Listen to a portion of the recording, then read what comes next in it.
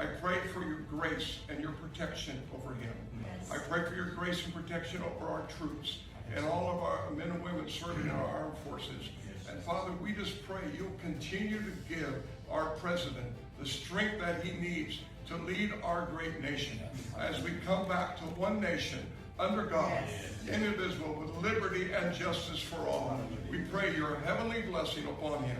In Jesus' name. Amen. Ndagusabira ubuntu bwawe n'uburinzi bwawe kuri we, ndagusabira kandi ubuntu n'uburinzi bwawe ku basirikare bacu no ku bagore abagabo bose bakorera ingabo zacu.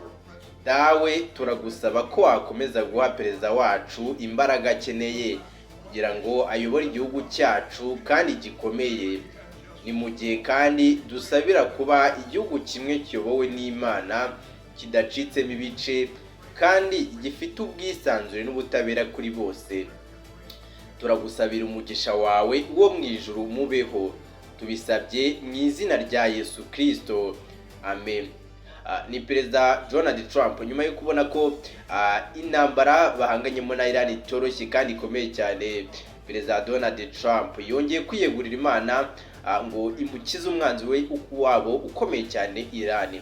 Gusa mbere yuko dukomeza, niba ari ubwa mbere wari wisanze kuri Murushya mu Rwanda, ndakwinginze nta kintu kidushimisha nk'iyo ukanze kuri subscribe kuri ako kazogera tukabona ko wiyunze kuri twe, ubanye natwe 5 kuri 5. Perezida Donald Trump yanyarukiye muri White House atumira abapasiteri mu nzego zigiye zitandukanye, abavuga butumwa n'abandi bantu bose b'Imana ngo baze bamurambike ibiganza, bamusengere, bamurinde ibitero by'umwanzi wa Amerika.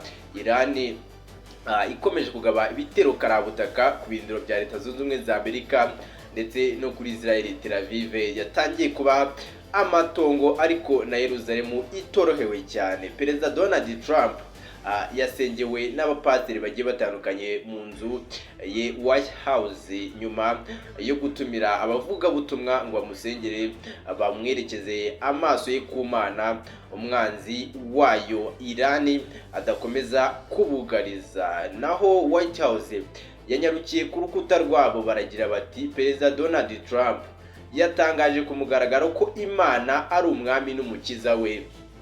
Hanyuma yunama umutwe mu isengesho riciye bugufi cyane, akikijwe n'abapasiteri bamushyigikiye kandi bamuhagurukiriza mu masengesho bayerekeza mu ijuru. Ibi ni ubuyobozi nyabwo busa nabwo Imana niyo ifite ububasha bwose, Amerika igakurikira ku Mana. Iyo ni White House nyuma yuko Perezida Donald Trump kubera ibihe bitamworoheye yahamagaje abavuga butumwa ndetse n'abandi bapasiteri mu nzego zigiye zitandukanye kugira ngo baze kuba bamusengera, baze kuba bamwegereza Imana. Ku rundi ruhande umwanzi wabo Iran, Minisitiri w'Ububanyi n'Amahanga wa Iran yatangaje ko Iran izakomeza kurwana niyo haba imyaka 10. Avuga ko Leta Zunze Ubumwe za Amerika mu minsi mike ziraba zitsinzwe intambara. Avuga ko batazarekera kurasa ibisasu byabo na za misile zabo. Nyuma yuko mu minsi mike Perezida wa Leta Zunze Ubumwe za Amerika Donald Trump atangaje ko Iran iri gushirirwa za misile, mu minsi mike iraza kuba yatsinzwe intambara. Ariko nanone niba ari ubwa mbere usanze kuri Murushya mu Rwanda n'ubundi, reba mwese subscribe ukande kuri like kugira ngo tubane na 5 kuri 5. Nge naha ngansoreje igitekerezo cyawe ukinyuza muri comment, reka nkubwire ngo ciao ciao.